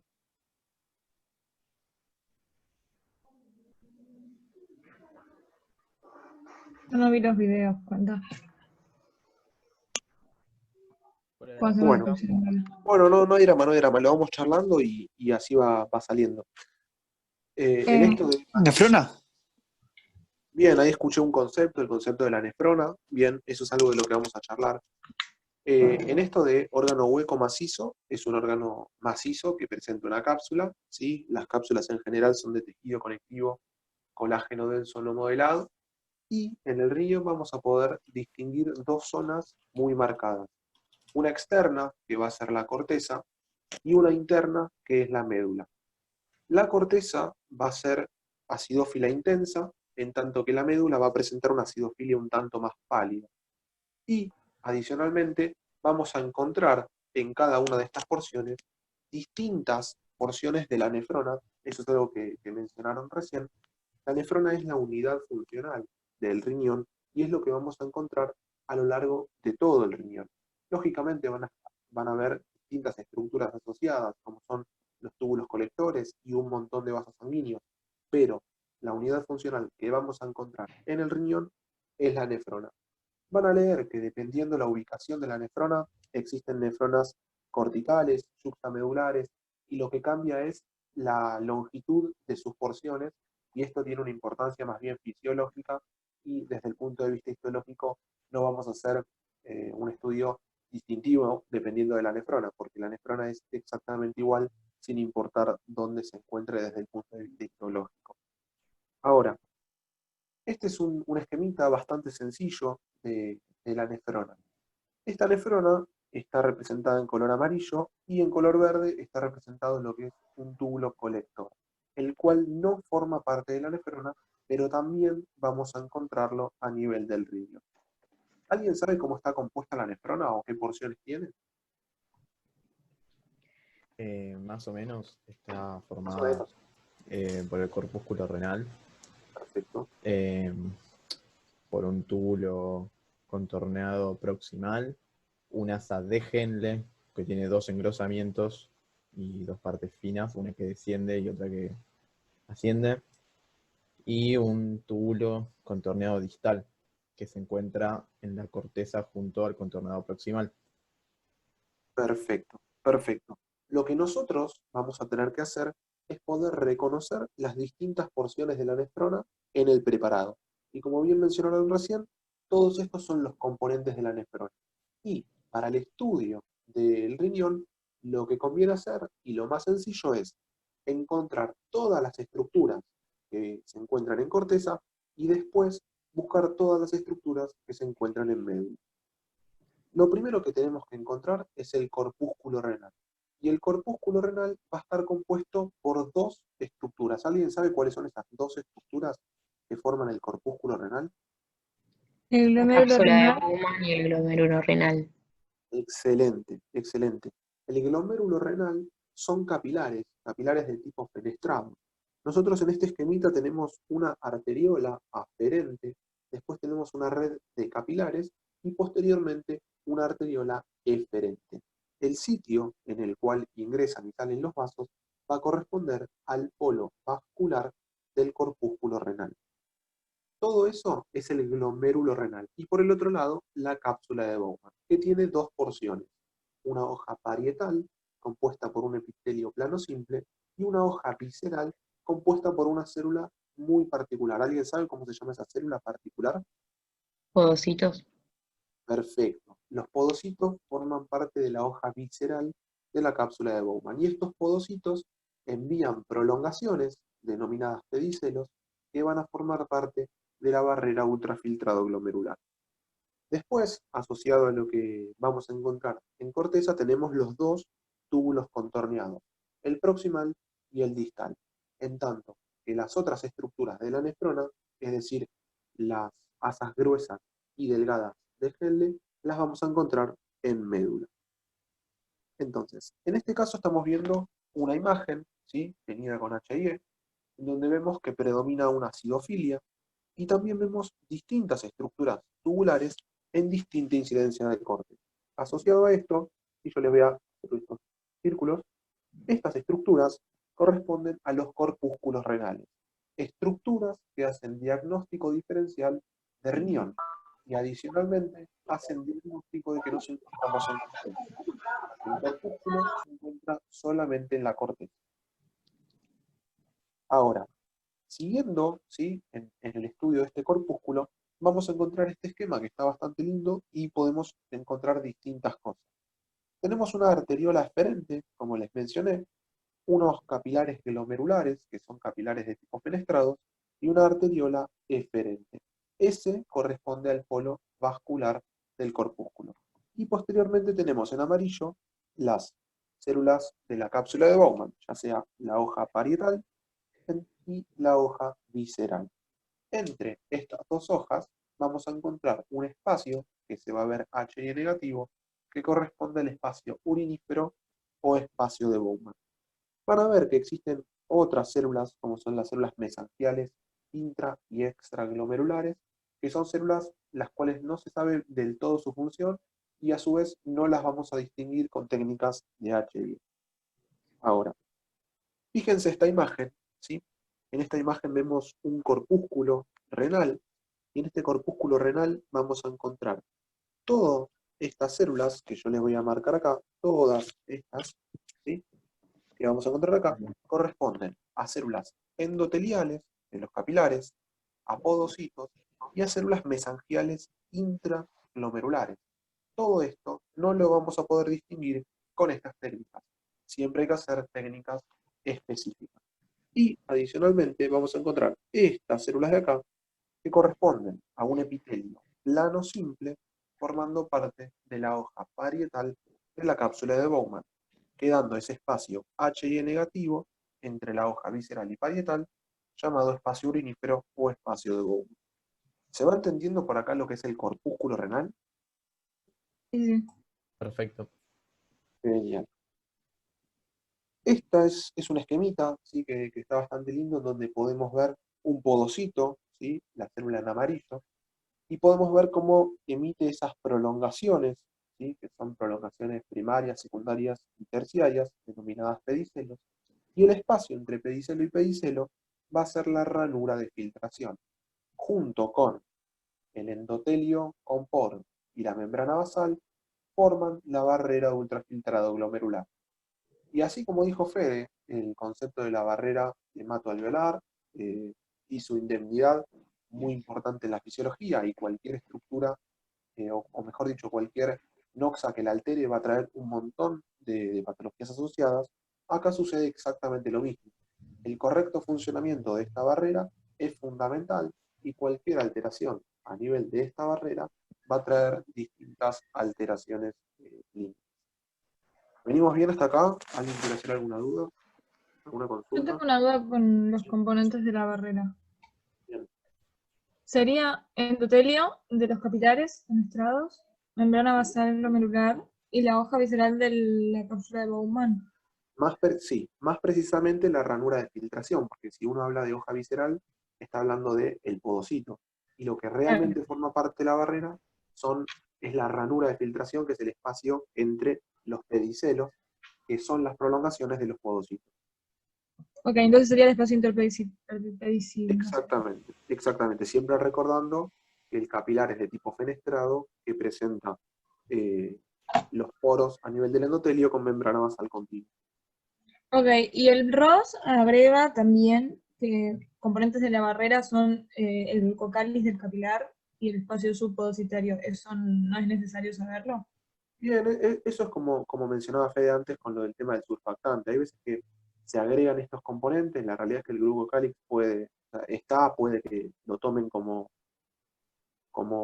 parte de la barrera. La realidad es que los componentes principales son el endotelio con su membrana basal y el espacio entre los pedicelos. Esos son el real componente de la membrana, ¿sí? Ok. Bien. Después vamos a tener distintas estructuras tubulares. Y como les mencioné, tenemos que poder identificar todo en corteza y después todo en médula. Vamos a hacer más aumento, ¿sí? Y vamos a marcar dos estructuras para que ustedes me comenten qué estructuras estamos marcando. Por un lado tenemos esta estructura de acá, y por otro lado tenemos esta estructura de acá. ¿Alguien se anima a comentarme qué estructuras acabo de marcar y cuál es cuál? O si son la misma estructura. La amarilla es un túbulo contorneado proximal y el cerrado en azul es un túbulo contorneado distal. Se sabe Perfecto. que es así porque la contorneado proximal presenta una acidofilia mayor, se podría decir, o más prominente, o sea, se ve más Sí, roja, intensa. digamos. Sí, sí, está Intensa, perfecto. esa es la palabra, intensa, que la otra. Y tiene una luz también más sucia o más pequeña, yo diría que más pequeña directamente, que la distal. Más pequeña, está bien. Y mencionaste eso de sucio. ¿Por qué me decís que se ve sucia la No, luz? no, pasa que estaba mal y me arrepentí, quería pilotearla. ¿Y Por alguien, eso. alguien considera que la luz es sucia o todos Sí, están de yo acuerdo que es considero pequeña? porque... Sí, Sí, la yo luz también. puede ser que tenga las, ¿cómo se llama? Rivete en Cepillo, ¿no Rivete en es? cepillo, Perfecto. ¿Y qué es el ribete en Ah, cepillo? estaba bien al final. una Yo que estaba mal. especialización de membrana apical. Microvellosidades. Son Bueno, eso. microvellosidades que son una especialización de membrana apical. ¿Y cuál es la importancia o la función del ribete en cepillo? Absorción. Absorción. Perfecto, mejor dicho, es aumentar esa superficie de absorción. Entonces, está muy bien lo que mencionabas antes, no me acuerdo quién habló, que sí, que se describe una luz de aspecto sucio que tiene que ver justamente con la presencia de algún componente en esa luz. En este caso es un componente proteico, por eso se ve acidófilo, que corresponde a microvellosidades, precisamente ribete en cepillo. Y esto tiene que ver con que la estructura en amarillo es la primera estructura, el túbulo contorneado proximal, que recibe ese ultrafiltrado que se acaba de generar a nivel del corpúsculo. Y en esta zona, la reabsorción del ultrafiltrado es muy importante. Por ende, hay una gran cantidad de microvellosidades en este epitelio. Ahora, si describimos los epitelios, el túbulo contorneado proximal tiene un epitelio de revestimiento cúbico simple con ribete en cepillo versus el túbulo contorneado distal que presenta un epitelio de revestimiento cúbico simple y fin. ¿Se entendió? Sí, Tengo una perfecto. pregunta. Sí. Los tubos rectos, proximal y distal, esos, digamos, no los mencionamos directamente. No los mencionamos porque lo que vamos a hablar ahora son las cosas que encontramos en corteza. Los túbulos rectos, también llamados asas gruesas de Henle, predominan o se ven mejor a nivel de la médula, así que ahí los vamos a mencionar. En Bárbaro. corteza no los mencionamos. Bien. Y después tenemos esta otra imagen, ¿sí? En donde podemos encontrar un corpúsculo renal marcado con las flechas negras, la hoja parietal, ¿sí? Plana simple, con flecha amarilla podrían ser podocitos, es decir, la hoja visceral, y después tenemos los túbulos contorneados proximal y distal. Y acá se ve nuevamente la intensidad de la acidofilia claramente mayor en el contorneado proximal y este aspecto de luz sucia en el contorneado proximal versus el distal que presenta esta luz bien limpia y bien clara sin ningún componente por dentro. Ahora, si nosotros pudiésemos estar con clases presenciales y recorrernos el preparado, pasaríamos a la médula y en la médula encontraríamos una acidofilia mucho más pálida y a su vez no encontraríamos corpúsculos renales. Y veríamos distintas estructuras tubulares en corte transversal y en corte longitudinal. En este caso estamos viendo distintas estructuras tubulares que presentan un epitelio cúbico simple. La cantidad de ribete en cepillo va a ser variable y estas estructuras corresponden a túbulos rectos, ya sea túbulo recto proximal o túbulo recto distal, también llamado asa gruesa descendente de Henle y asa gruesa ascendente de Henle respectivamente. Ahora, desde el punto de vista de la histología, ambos presentan un epitelio de revestimiento cúbico simple, con mayor o menor desarrollo de microvellosidades, pero son muy similares entre sí. Lógicamente, el ultrafiltrado que circula por cada uno de ellos es completamente distinto, pero desde el punto de vista histológico son muy similares. Entonces no hacemos una distinción entre cada uno de ellos. Esta estructura de acá, esta estructura de acá, presentan un epitelio cúbico simple con a veces un poquito de ribete en cepillo y ambas corresponden a túbulos rectos. no hacemos una distinción entre el proximal y el distal. ¿Bien?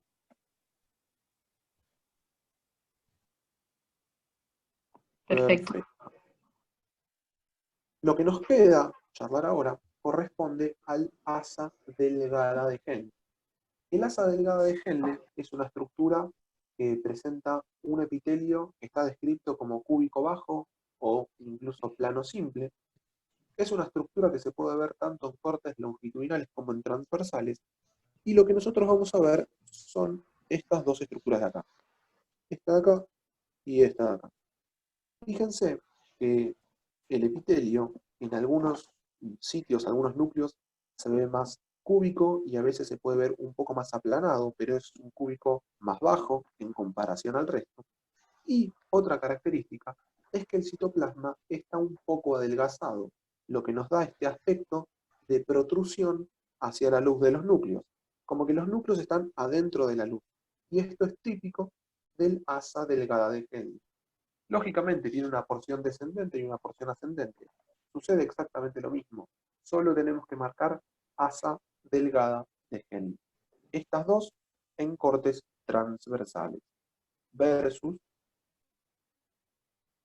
esta imagen de acá, en donde vamos a ver cortes longitudinales de asas delgadas de Henle, por ejemplo, esta de acá y esta de acá, donde vemos núcleos aplanados como protruyendo hacia la luz. Esas dos estructuras son asas delgadas de Henle. ¿Venimos bien hasta acá? Sí, sí. Sí, perfecto. Perfecto. Ahora, quedó un componente a mencionar en lo que es la corteza de este órgano. Hay una zona transicional entre lo que es el túbulo contorneado, perdón, el túbulo recto distal y el túbulo contorneado distal. Esta zona, como intermedia, asciende desde la médula hacia la corteza, y hay una zona en donde esta zona particular toma contacto con el polo vascular del corpúsculo renal. Ambas estructuras, es decir, el recto distal y el contorneado distal, presentan un epitelio cúbico simple, pero en el sitio que toman contacto con el corpúsculo renal, estas células se tornan cilíndricas y a su vez se agrupan una al lado de la otra, muy próximas entre sí, y está descrito de forma empalizada. Y eso es lo que vemos en este sector de acá. Esa flecha lo que está marcando son ese grupo de células más cilíndricas que corresponden a unas células particulares. ¿Alguien sabe cómo se llaman? Células de mácula, ¿puede ser? Mácula densa, ¿no es? Exactamente, células de la mácula densa. Perfecto. Y esas células van a participar en algo que vamos a hablar más adelante, ¿sí? Que forma parte de la correlación clínica que traemos más adelante. Otra imagen es esta, ¿sí? Acá no se ve tan marcado ese aspecto cilíndrico, pero sí podemos ver en esta zona de acá cómo ese grupo de células que toma contacto con el corpúsculo renal están muy próximas una con la otra y adquieren esta característica y pasan a llamarse células de la mácula densa. Bien, una última estructura tenemos que marcar y encontrar en el riñón, ¿sí? Que corresponde a los túbulos colectores. Los túbulos colectores son distintas estructuras tubulares, ¿sí? Las vamos a poder encontrar tanto en corteza como en médula. Lo ideal es buscarlas en médula. Son estructuras que presentan un epitelio cúbico simple y que se caracterizan por recibir el ultrafiltrado de todas las nefronas. Es decir, varias nefronas desembocan en un mismo túbulo colector. Y el túbulo colector, como les mencionaba, tiene esta particularidad de tener un epitelio cúbico simple y en su región apical presentan una convexidad. Es decir, en esta zona de acá podemos ver la convexidad apical de ese túbulo colector. Esa zona ahí, esta zona de acá, esta zona de acá, son cortes longitudinales de túbulos colectores y vemos que en su porción apical existe esta convexidad. Otra particularidad de este túbulo colector es que también podemos encontrar algunas células que presenten alrededor del núcleo un halo HI negativo, como esta célula de acá, esta otra de acá, esta otra de acá, ¿sí? Son dos características típicas de las células del túbulo colector. Y recuerden, no forma parte de la nefrona. Sí lo tenemos que encontrar en el riñón, mejor en médula, pero se encuentra en corteza y en médula, y van a recibir el ultrafiltrado de varias nefronas. Tengo Hasta una acá, consulta sí, con obvio. respecto al túbulo Sí, colector. decime. Sí. ¿La convexidad se visualiza únicamente en cortes longitudinales? ¿Cómo? ¿La convexidad celular se visualiza solamente en cortes longitudinales? No, podríamos también evaluarlo. Justo acá no me olvidé poner un corte transversal, pero también podría evidenciarse en cortes transversales. Ah, perfecto. Y te hago otra consulta. La función de cada túbulo, esto de excreción de, qué sé yo, de potasio, absorción de agua, que es algo más bien fisiológico, lo tenemos que saber, es No, relevante. eso, no. Lo que sí tienen que saber es que el túbulo con torneo proximal es el principal en lo que es la reabsorción, por ende tiene una gran cantidad de microvellosidades. Después todo lo que es la fisiología renal se ve justamente en fisiología, y ahí vas a ver porción por porción de la nefrona, qué canales hay, qué reabsorbe, qué excreta y demás. No, para histología no. Eso no se metan en ese terreno porque no les van a preguntar eso. Ok. Y te puedo hacer una pregunta. Sí, obvio. Las que mostrabas el halo blanco ese en la célula, ¿esas serían las principales o claras, puede ser? Sí, existen dos tipos celulares, pero que no se diferencian bien con técnicas de HIE, pero sí corresponden a esas células. Sí, correcto. Ok, gracias. Bien. Ahora, antes de pasar a uréter, un breve comentario con respecto a las funciones del riñón. ¿Alguien sabe, más allá de la generación de la orina, otra función del riñón? Tengo entendido que también regula la presión sanguínea, ¿no? Por el tema de los iones Es y una de demás. las funciones, ya hablaremos de eso. ¿Alguna otra? Después, También regula la producción de glóbulos rojos con la eritropoyetina. eso también. Perfecto, esa es una función fundamental también. El Síntesis tema de del, vitamina D. Participa en la síntesis de vitamina D en uno de sus pasos, perfecto. ¿Algo más? la expresión de urea, puede ser también, y creatinina. Sí, eso es más bien, sí, expresión de urea, eso está perfecto, pero me refería quizás también participa en lo que es el equilibrio ácido-base, ¿sí? Eso es algo también que se ve mucho en fisiología, pero que siempre está bueno conocer todas las funciones del riñón, por más de que no profundice mucho en cada una de ellas, siempre está bueno saber que no solo genera la orina, sino que cumple otro tipo de funciones muy importantes. Fede, Tengo ¿algo que una Cosa quieras? que, Bueno, dale. Lo que es el sistema de intercambiador de contracorriente, me imagino que también es parte de fisio, ¿no? Lo menciona muchísimo en el Exactamente. rol y no No, no, sabía no. si no, no. No, nada de eso. Se ve en fisio con mucho detenimiento, no hace falta acá. Ok, y tengo una última pregunta. ¿La pirámide medular, o no, pirámide renal o de Malpighi, es parte de la médula? ¿Es una protrusión de la médula sobre la corteza o es parte de la corteza? Esas son estructuras que desde el punto de vista histológico no las vamos a marcar, sino es que vamos a buscar una pirámide a nivel renal. Se puede encontrar en lo que es, yo lo que tenía entendido, a nivel de lo que es el límite entre corteza y médula. La realidad es que no vamos a buscar una pirámide renal en los preparados, es más bien encontrar la nefrona e identificar sus distintas porciones, pero no es algo que vamos a marcar con tanto detenimiento. Ok. Ahí creo que había alguien más que tenía una pregunta. Una pregunta, lo que dijo Marianela era lo de sistema renina, angiotensina, aldosterona, eso no, ¿tampoco? Sí, y eso lo vamos a charlar al final en lo que es la correlación clínica, por eso no lo metí ahora, porque lo dejé para el final, pero eso sí lo vamos a tocar.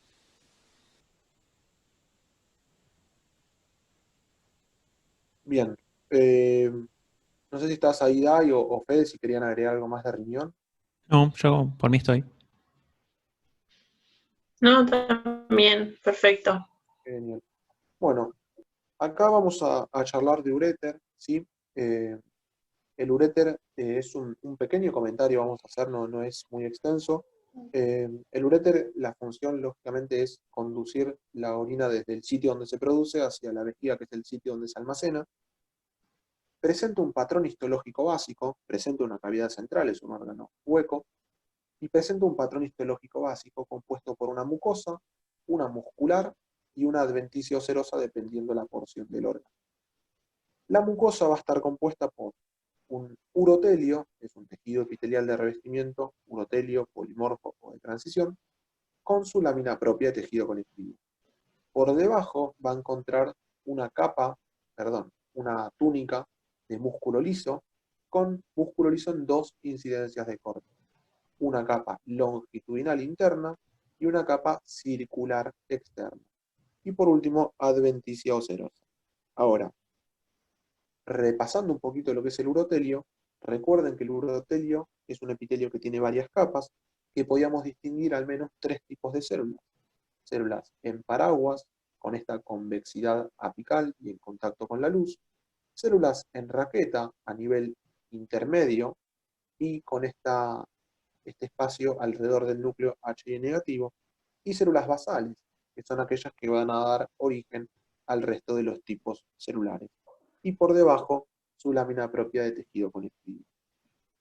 Por último, formando parte de lo que es la capa muscular, tenemos el músculo liso en estas dos incidencias de corte, una longitudinal interna y una circular externa.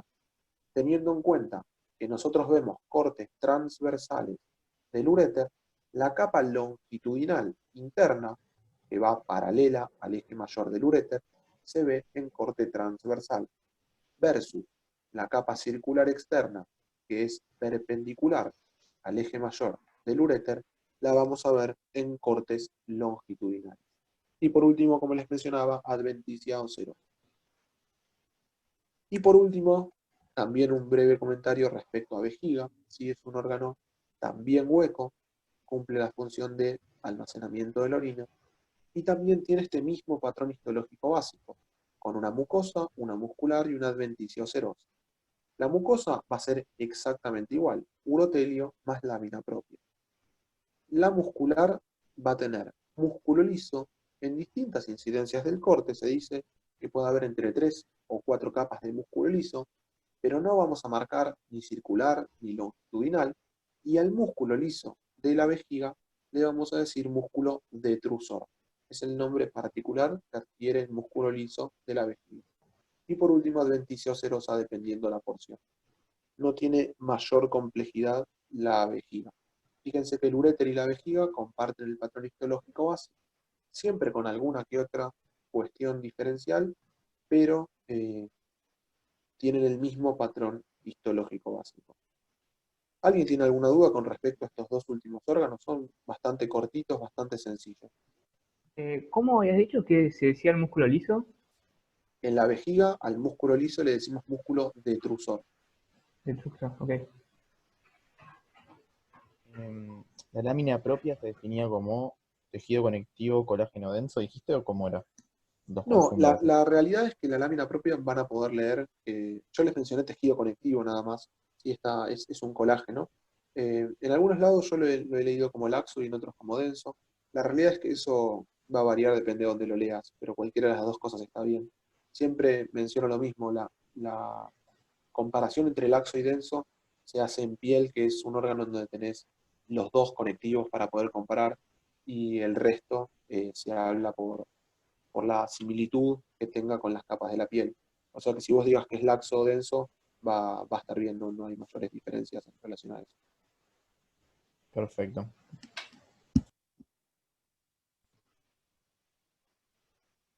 Bien.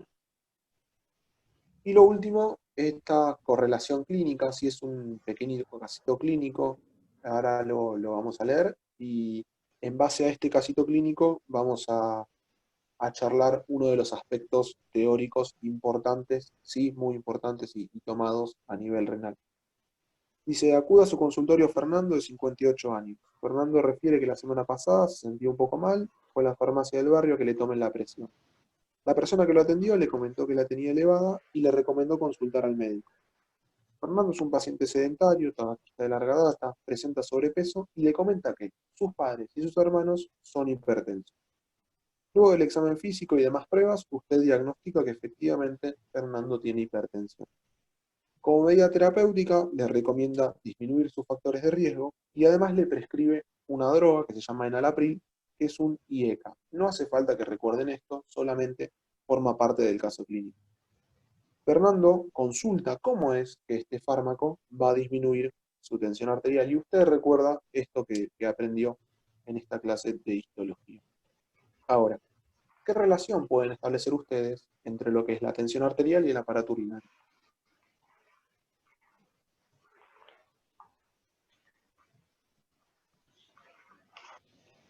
Algo habían mencionado antes. Yo mencioné el sistema angiotensina,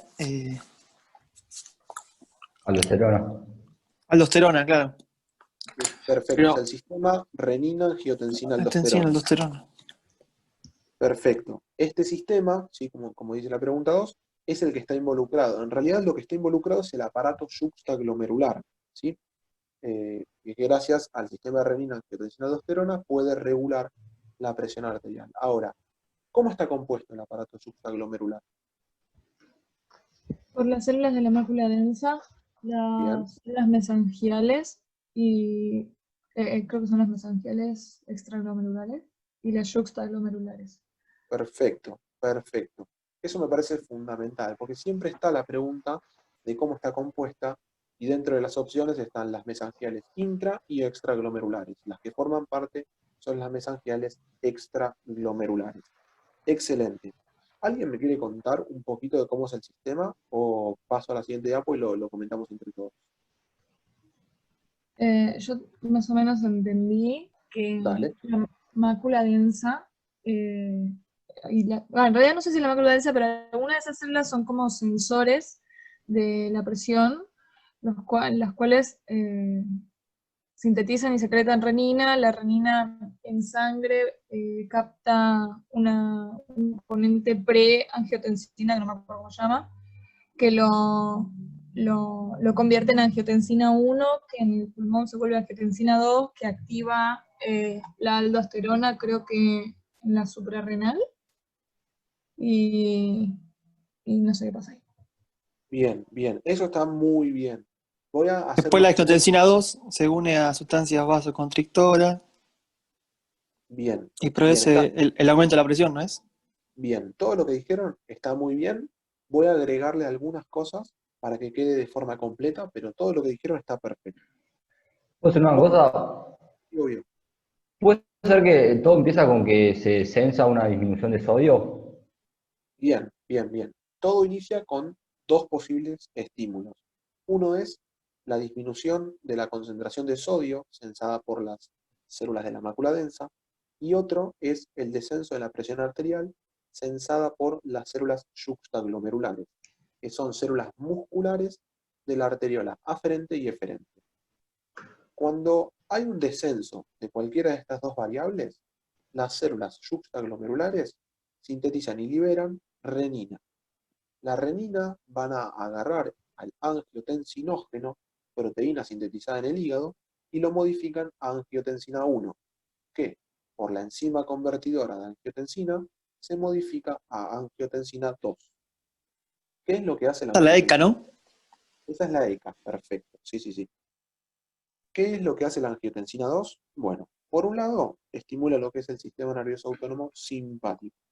Después aumenta la reabsorción de sodio a nivel tubular renal. También actúa a nivel de la corteza suprarrenal, estimulando la síntesis y liberación de aldosterona. También es un vasoconstrictor y también estimula la liberación de ADH por parte de la hipófisis. Ya hablaremos de eso cuando nos toque hablar de endocrino. Todo esto lleva a un aumento de la presión arterial. Entonces, el aumento de la presión arterial va a ser que las células yuxtaglomerulares dejen de sensar esta disminución y que las células de la mácula densa dejen de sensar esta baja concentración de sodio. Todo esto lleva a que se inhiba este sistema y disminuya la síntesis y liberación de renina. De esa forma se cierra el ciclo y se frena este aumento de presión. Ahora, trayendo un poquito lo del caso clínico, este fármaco es un IECA, un inhibidor de la ECA, de la enzima convertidora de angiotensina, por lo que bloquea todas las acciones de la angiotensina 2. ¿Se entendió un poquito? Sí. Perfecto. ¿Alguien tiene alguna duda con Yo respecto a tengo esto? una duda. Sí. Este proceso, cuando finaliza, es lo que se denomina retroalimentación negativa, ¿no? Sí. ¿Qué es el factor que le indica a las células del aparato RAA que dejen de secretar renina? ¿Le aumenta la presión o el componente de la aldosterona en sangre? No, lo que hace que se cierre el ciclo es que las células yuxtaglomerulares que sensan la presión van a empezar a sensar una presión más alta. Por otro lado, las células de la mácula densa que sensan la concentración de sodio van a empezar a sensar un sodio más alto, porque tanto la angiotensina 2 como la aldosterona estimulan la reabsorción de sodio. Entonces, estas van a empezar a sensar una mayor concentración de sodio. Y de esa forma se frena el ciclo, ya que los dos estímulos por los cuales se inicia cambiaron. ¿Se entendió? Sí, y ya se corta el costo. Exactamente. ¿Abrimos otro nuevo o terminamos acá? No sé, Fede, si o Dai, si quieren agregar algo, o si los chicos tienen alguna duda.